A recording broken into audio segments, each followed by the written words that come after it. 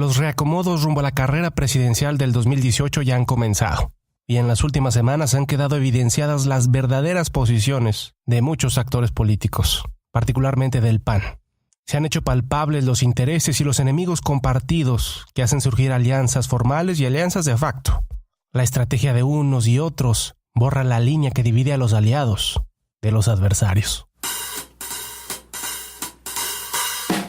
Bienvenidos a Panóptico Podcast, una mirada a la actualidad política desde la óptica de la comunicación y la estrategia.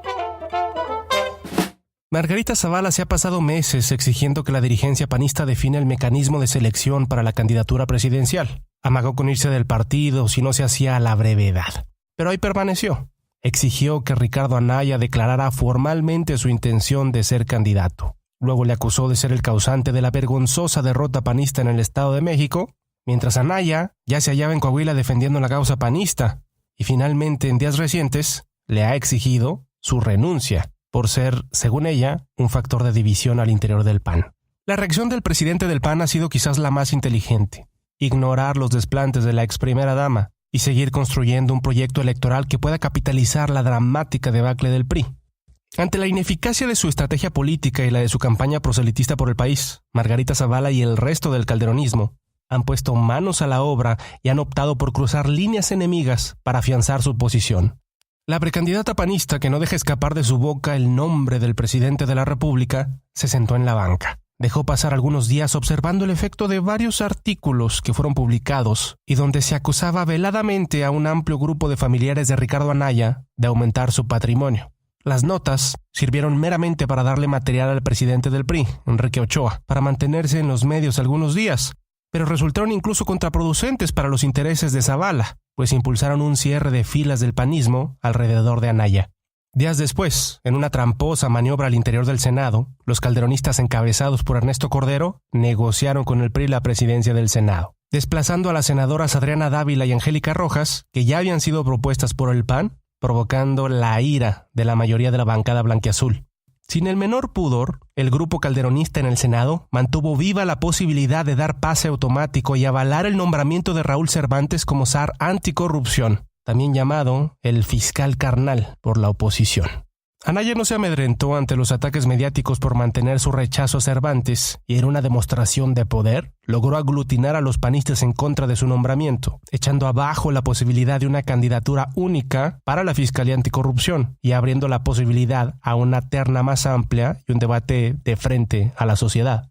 Anaya se apersonó en el Senado, enviando un mensaje de fuerza y capitalizando su triunfo político.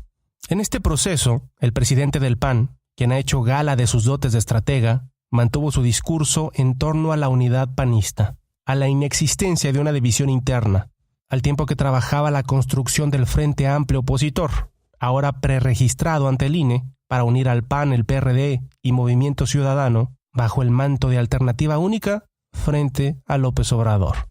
La configuración de este grupo complica el escenario para Margarita Zavala, no solo porque sería muy improbable que los partidos integrados aceptaran su candidatura, sino porque al ser ahora una coalición, no habrá una convención donde Zavala podría explotar la influencia de Felipe Calderón al interior del PAN o comprar las conciencias necesarias para apropiarse de la candidatura presidencial.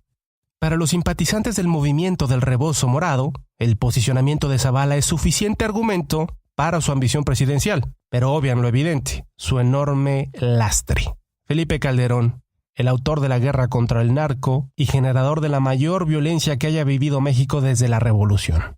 Pero aún ignorando su débil trayectoria, incluso comparada con muchas políticas panistas, y aún si privilegiamos el peso de su posicionamiento, lo que las encuestas nos señalan en careos, es decir, midiendo la preferencia electoral con los candidatos en la boleta, la supuesta ventaja que Margarita Zavala tendría frente a Ricardo Anaya por su nivel de conocimiento es casi inexistente. La diferencia es mínima cuando bajamos sus candidaturas a escenarios concretos rumbo a 2018. En pocas palabras, el nivel de exposición que Margarita Zavala tuvo a lo largo de los años residiendo en Los Pinos no significa nada al momento de compararla con Anaya. Más peligroso aún para el PAN, una candidatura de la esposa de Felipe Calderón los llevaría a vivir una campaña a la defensiva, toreando persistentes recuerdos del sexenio más sangriento que haya vivido nuestro país, tratando de reprimir algunos de los recuerdos más traumáticos de los mexicanos, los oscuros días del calderonismo.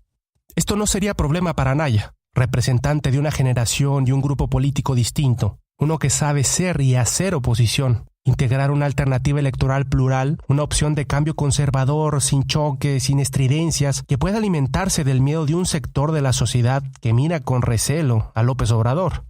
Lo cierto es que el PAN acude hoy a otra de esas batallas por su alma, otro de esos episodios históricos donde negocia con el diablo o se monta en la autoridad moral que sus fundadores sostenían en el púlpito de la evangelización política. En 3 meses más, veremos el resultado.